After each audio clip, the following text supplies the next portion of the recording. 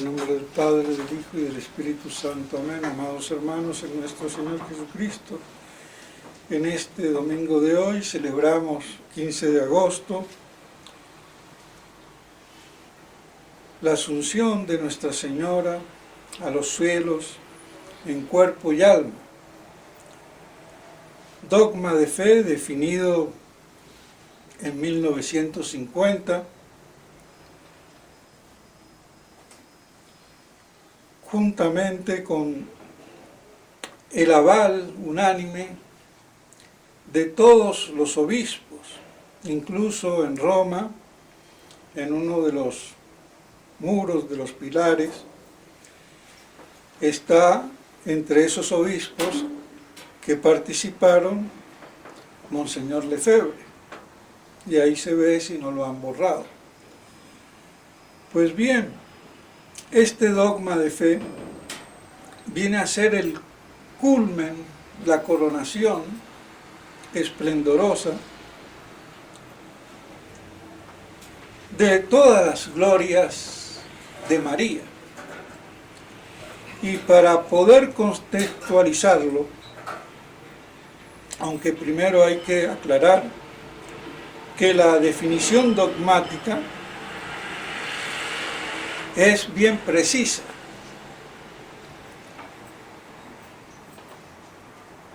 El Papa, cuando promulgó solemnemente el dogma, dice que al finalizar, sin meterse en si murió o no murió, eso lo quiso esquivar, al finalizar su vida terrestre, la Virgen María fue asunta a los cielos en cuerpo y alma. Y ese es el dogma definido por la Iglesia, que ya estaba de algún modo implícito, sea en las Escrituras, que parece que no dicen nada al respecto, pero sea también en la tradición de la Iglesia. Pero en algún lado tiene que estar, aunque sea implícitamente, para que después pueda la Iglesia definirlo.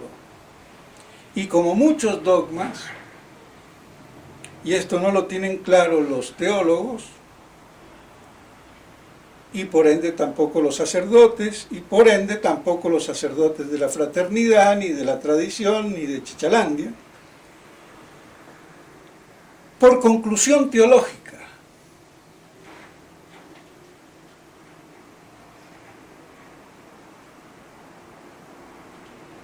Puede estar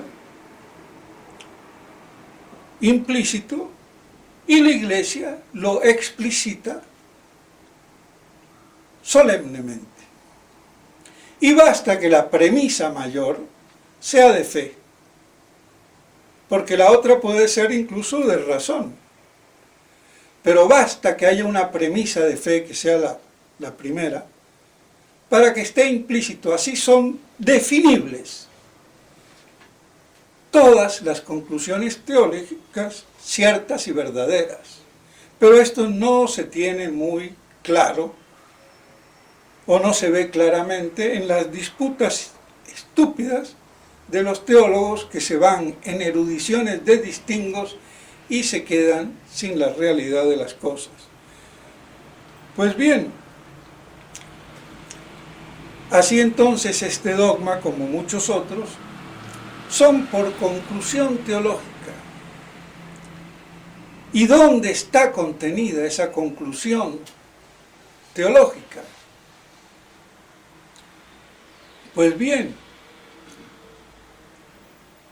nosotros sabemos que la maternidad divina es la raíz y el fundamento de todas las glorias de María, incluso de la Inmaculada Concepción,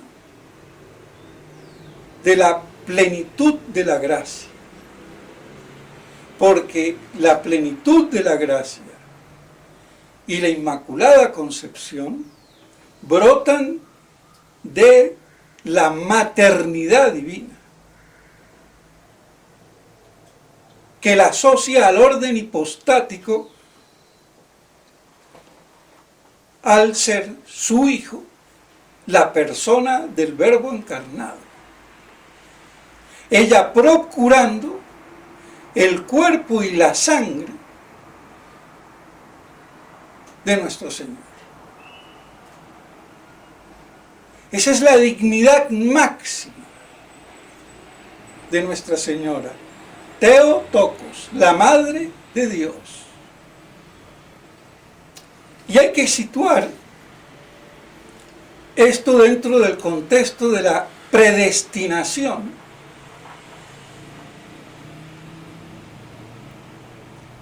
Desde toda la eternidad, de la encarnación y la maternidad. Y aunque Santo Tomás dice que el Verbo se encarnó por el pecado, porque no veía otra razón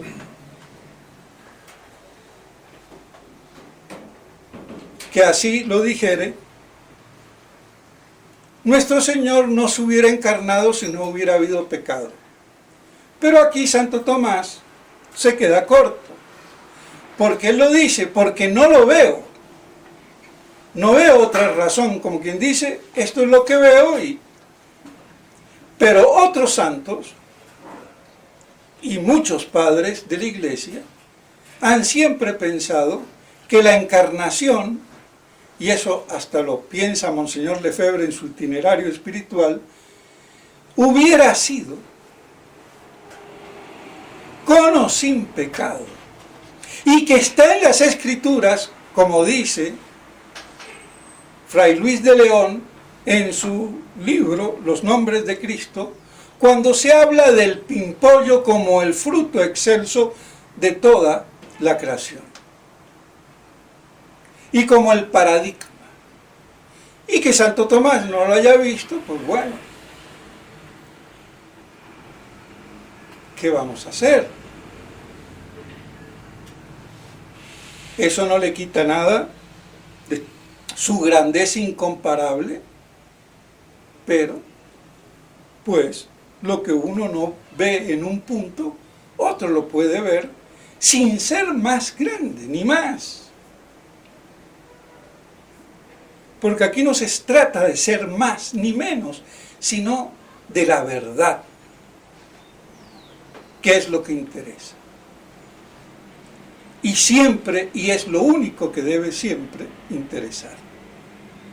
Entonces,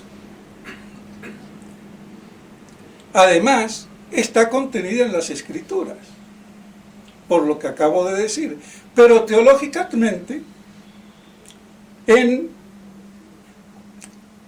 la maternidad, que como digo, en un mismo decreto, desde toda eternidad, y por eso se le pueden aplicar esos textos, no solamente de modo espiritual, sino literal, a Nuestra Señora, que están tomadas, están en todas las epístolas de sus misas, y que corresponden a la divina sabiduría eterna. ¿Por qué? Porque la divina sabiduría eterna, ya desde siempre, desde toda la eternidad, había decretado la encarnación del Verbo, y eso tenía que ser en las entrañas de la Virgen María. Y por eso dice, desde el inicio ya te concebía, ya te tenía en qué, en su decreto. Y el pecado lo que vino a hacer es a darle a nuestro Señor la connotación redentora y salvadora por el pecado. Pero el hecho magnánimo de la encarnación era lo máximo que se podía difundir la bondad divina fuera de la Trinidad. Y era que Dios se encarnara y se hiciera hombre, sin dejar de ser Dios, siendo verdadero hombre, pero persona divina, con toda la esencia, la naturaleza humana, pero en el subsistir del Verbo eterno, segunda persona de la Santísima Trinidad, aunque también Santo Tomás dice que toda la Trinidad se pudo haber encarnado.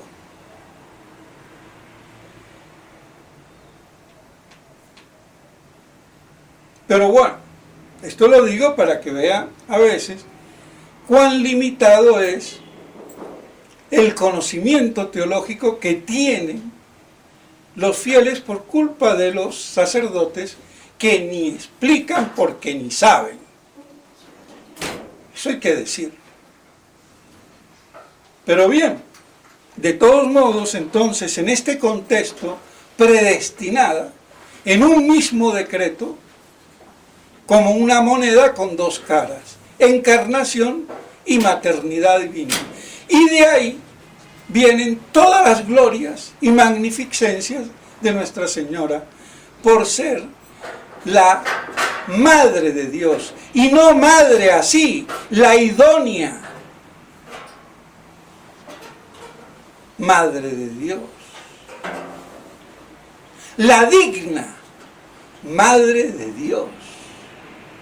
Porque a veces nos conformamos como decir la Madre de Dios y la dignidad y la idoneidad como si fuera un complemento.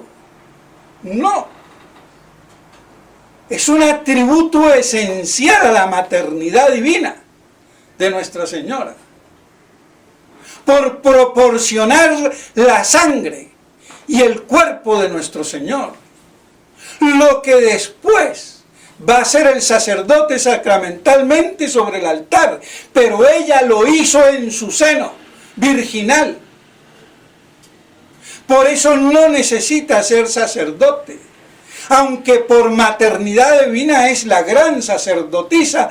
En el altar de sus purísimas entrañas se configuró la sangre y el cuerpo de nuestro Señor Jesucristo, que después iba a inmolar en la cruz, y que ella conjuntamente lo inmoló al pie de la cruz, más que lo que puede hacer un sacerdote sacramentalmente, porque lo hizo físicamente, presencialmente. Y por eso está encima de los obispos, de los papas y de los curitas, si quieren.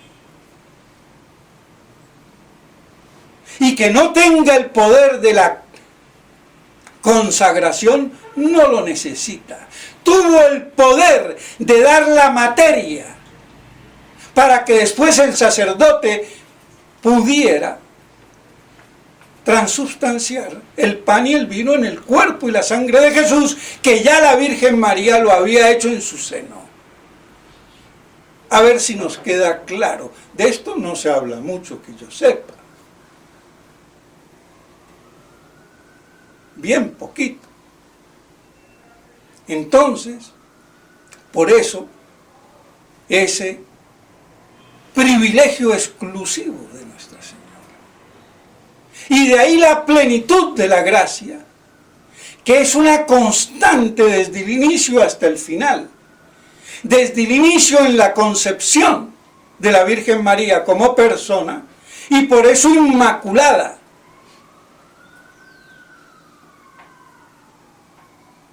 Y esa gracia sigue plenificándose, sobre todo al llegar la anunciación y la encarnación, donde se concibe en su seno virginal por obra del Espíritu Santo. Y así es madre virgen, por siempre.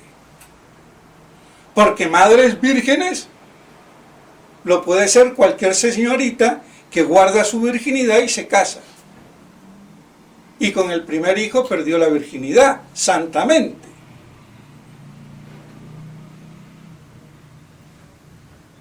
Pero aquí se trata de la virginidad perpetua, permanente, eterna, antes, durante y después. Lo que no es lo mismo. Y esa gracia sigue aumentando hasta el fin de su vida terrestre. Y entonces, al último, con muerte o sin muerte, ese cuerpo se une al alma, o ya unida si no murió, y glorificada, llevada al cielo, para ser coronada, y sobre todo como reina de los ángeles y del universo, y la glorificación en cuerpo y alma de la visión beatífica. Ahora, teológicamente, y la mayoría de los teólogos están de acuerdo, murió Nuestra Señora no por efectos del pecado, con lo cual no tenía ningún nexo, sino por la condición humana de la mortalidad del hombre, por su esencia, que fue preternaturalmente inmortal con los dones que recibió Adán en el paraíso, pero se perdió esa gracia que no correspondía a la naturaleza. Entonces, por ese lado, y en consonancia con la muerte de su hijo, pudo muy bien morir, pero sin que se corrompa su cuerpo, porque ella era la bendita de una bendición extraordinaria, excepcional, que no se volvería barro, tierra, polvo.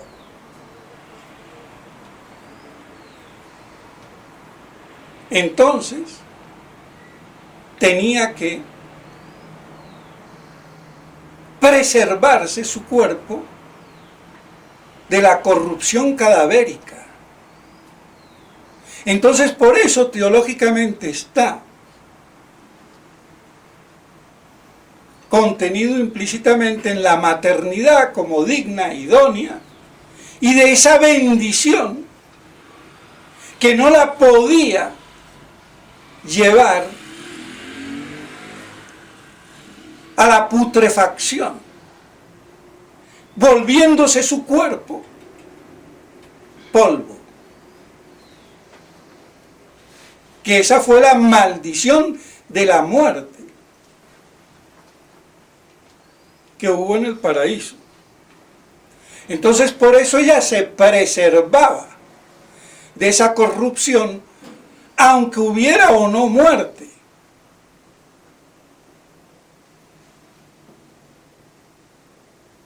Y si la había, con mayor razón. Y también por asociarse al triunfo, victoria de nuestro Señor sobre Satanás, el mal y la muerte, cuando muere y resucita, a la cual ella se asoció.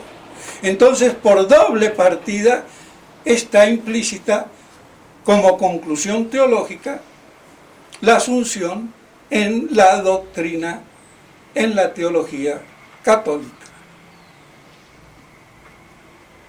Entonces, si Nuestra Señora murió y su muerte fue tan breve, que por eso se le llama dormición, porque fue un morir de amor por su hijo, que en éxtasis se separa su alma, muere para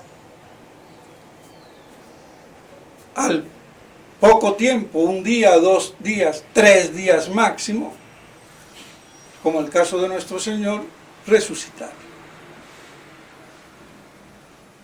Y en cuerpo y alma subir al cielo,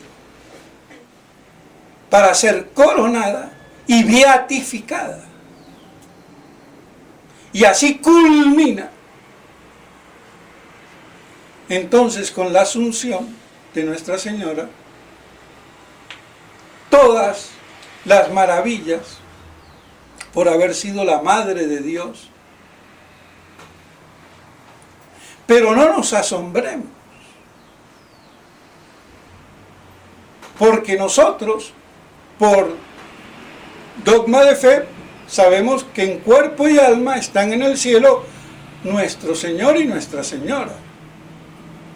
Pero resulta que según Santo Tomás, hay otros santos que también están en cuerpo y alma en el cielo. No dice quiénes son, pero sí lo concibe y lo dice.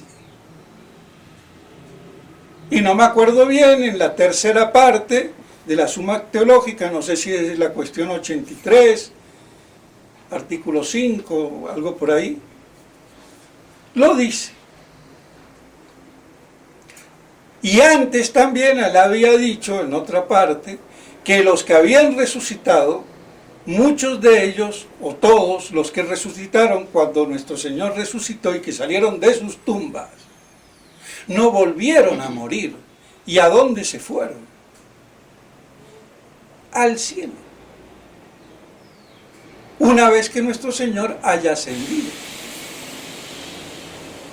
Por eso es permitido pensar que en primer lugar uno de esos sería San José, Santa Ana, San Joaquín. Si yo me viajo con toda la familia. Si tengo con qué, no me voy solo, de egoísta, individualista, liberal. Viajo con toda la familia. Entonces que nos quede sonando el valero, el caletre.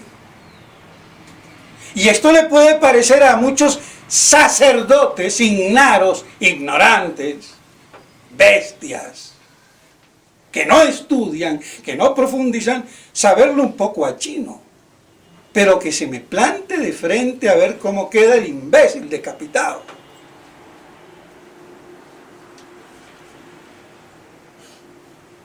Entonces esto nos muestra esa riqueza que hay, en la que culmina todas las glorias de María y la maternidad de ella.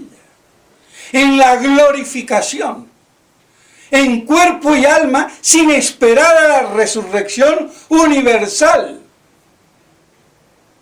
Pero como he dicho, muchos ya han resucitado y no resucitarán en la universal, como dice Santo Tomás, que no sabemos quiénes son, pero que están gozando en el cielo en cuerpo y alma. Pobrecito, yo pensé, San Juan Bautista, a menos que no sea la cabeza de él y sea de otro. No está en el cielo porque tenemos la cabeza de él allá en San Juan de Letrán, creo yo. Entonces, pero, de todos modos, según Santo Tomás, además de nuestro Señor y de Nuestra Señora, sin decir quién, hay otros santos en cuerpo y alma gozando de la visión beatífica. Para que nos quede sonando en el tablero. Entonces así se compendia hoy esa glorificación de Nuestra Señora y esa coronación, sumándole su resurrección, si es que murió, como cree la mayoría de los teólogos. Pero que su cuerpo no podía pasar por la corrupción, porque ella tenía una bendición especialísima y excepcionalísima. Y asociada a la victoria de nuestro Señor, podía muy bien morir como murió nuestro Señor, pero no que se convirtiera en polvo, en tierra, su sacrosanto y virginal cuerpo. Y por eso entonces goza, a partir de la Asunción, rediviva de la beatitud eterna como madre de Dios y emperatriz de todo lo creado. Que esto nos sirva para que nos encomendemos a ella y se acreciente nuestra fe y nuestra devoción a Dios y a la Santísima Virgen María. En nombre del Padre, del Hijo y del Espíritu Santo. Amén.